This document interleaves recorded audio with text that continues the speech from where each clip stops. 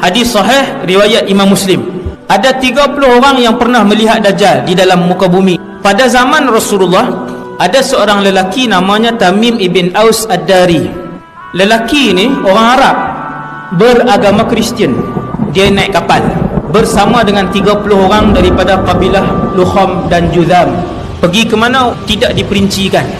Kata Tamim, waktu kami sampai di tengah-tengah laut, kami dipukul oleh ombak yang kuat sehingga kami hilang arah tuju. Selama 30 hari, sebulan duduk di tengah lautan. Akhirnya kami sampai di sebuah pulau yang kami pun tak tahu pulau itu di mana. Kami pun bergerak ke pulau tu.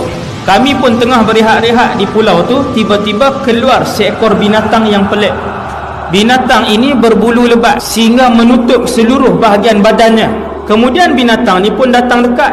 Kemudian dia bercakap, "Siapa kalian?" Kami pun jawab, "Kami adalah pemuda-pemuda Arab Kristian daripada semenanjung tanah Arab." Tamim pun bertanya pada binatang tadi, "Siapa kamu?"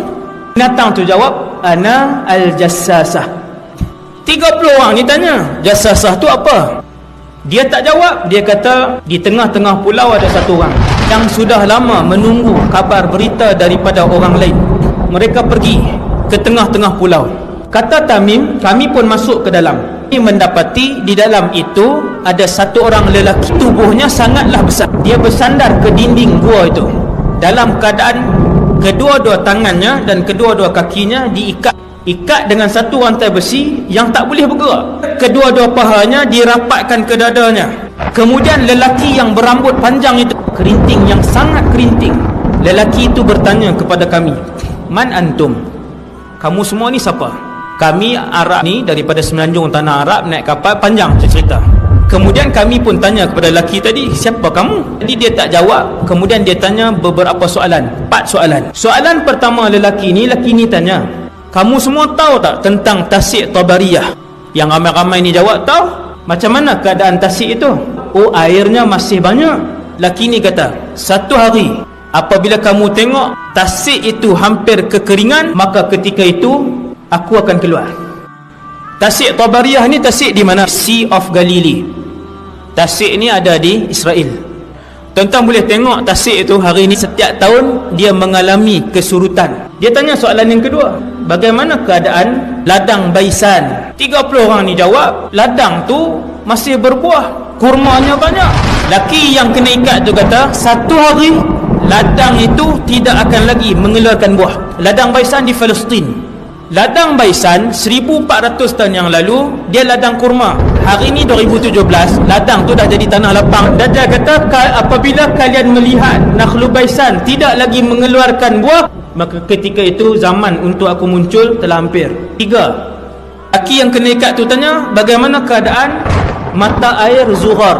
Mereka ni jawab, "Mata air Zughar airnya banyak." Dia kata, "Satu hari mata air itu akan kering." Yang alim yang menafsirkan dan mencari Ain Zughar ni adalah mufti Mesir yang lepas, Dr. Ali Jum'ah.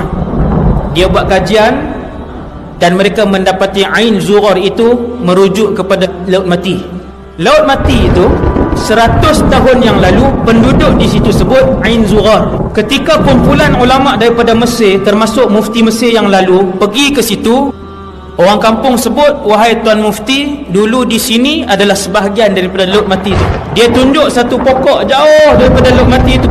Dia kata, "Wahai Tuan Guru, dulu di pokok itu, situ masih lagi digenangi oleh Laut Mati. Dan hari ini dah mula surut."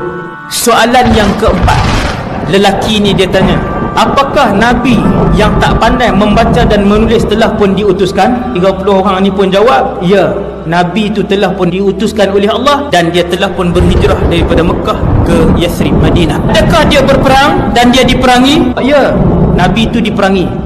"Adakah dia menang?" Dia pun jawab, "Ya, setiap kali peperangan dia menang." Maka lelaki itu pun kata, "Alangkah beruntungnya siapa yang ikut Nabi. Sesungguhnya," kata lelaki tadi, "hanya kalian sahaja diizinkan oleh Allah untuk sampai ke pulau ini, dan aku yang diikat ini ialah Al-Masih Ad-Dajjal."